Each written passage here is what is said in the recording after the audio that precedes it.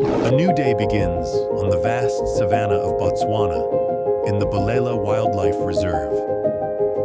The first rays of sunlight touch the tall grass, casting a golden glow across the expansive land. The savannah now resembles a living painting, a place where beauty and danger coexist. A gentle breeze sweeps through, carrying the scent of wild grass and the subtle sounds of awakening animals. But beneath this peaceful facade lies a constant struggle for survival. In a dense patch of grass near the hillside, a mother cheetah quietly follows the tracks of a young antelope. Trailing behind her are two tiny cubs, their fur dotted with spots, legs still clumsy and unsure.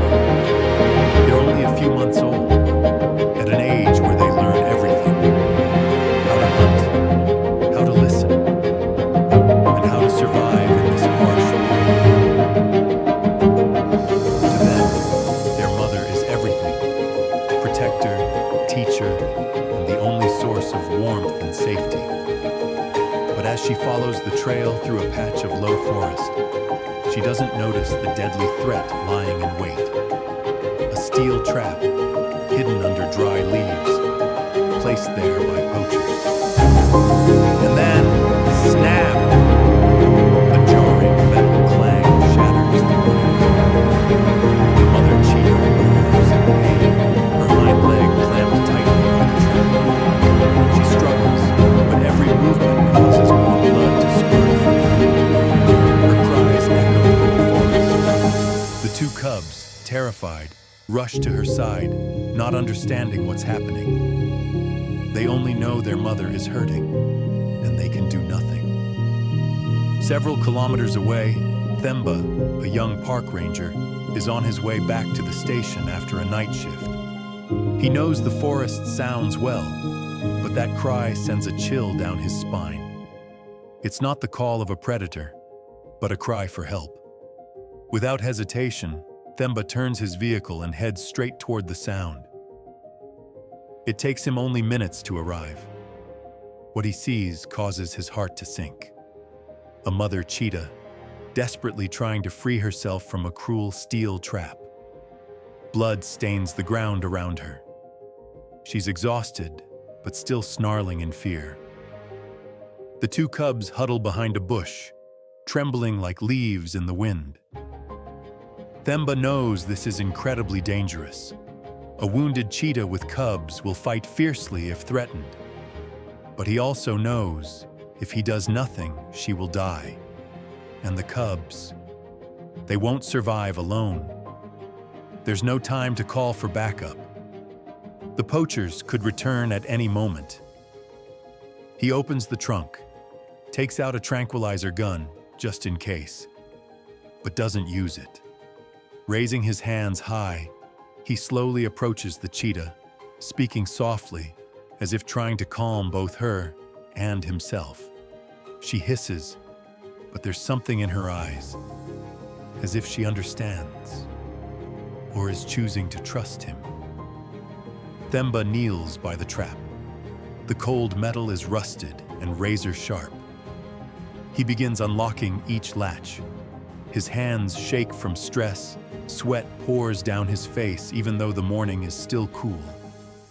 The cheetah pants heavily, letting out the occasional cry. The cubs inch closer, letting out soft whimpers. The sight grips Themba with both fear and heartbreak. After nearly 20 minutes of effort, he finally forces the trap open.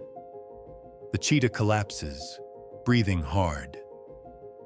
Without wasting time, Themba grabs cotton, antiseptic, and gauze. He carefully cleans the wound, every movement gentle. Even though she's a wild animal, he treats her with the same compassion as a patient in a hospital. The cubs nuzzle their mother, then glance at him. In that moment, these wild creatures are no longer threats, just a family being given a chance to live. Themba says nothing. He simply finishes the treatment, packs his kit, and slowly backs away to his vehicle. He doesn't look back, but he knows in his heart. This moment will stay with him forever.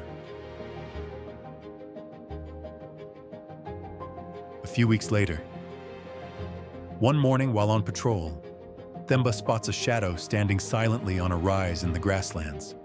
A cheetah. Still, not hunting, not stalking. Behind her, he sees two cubs, now bigger, stronger. They all stand motionless for a few minutes, then turn and quietly disappear into the thick grass. But the next day, and the next, the same thing happens. The mother cheetah returns, each time a little closer, but never too near. She doesn't run, but she doesn't attack. Themba understands.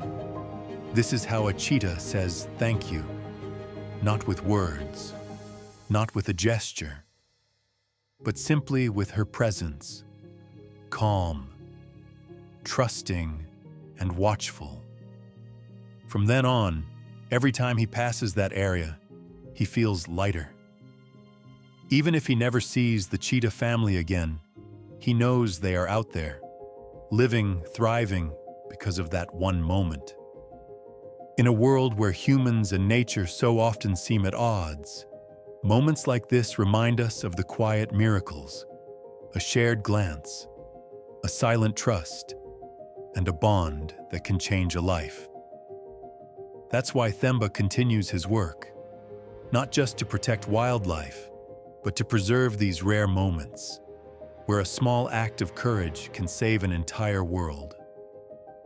If you believe that there's a magical connection between humans and nature, don't forget to hit like and subscribe to the channel, and help us spread more stories filled with heart, hope, and humanity.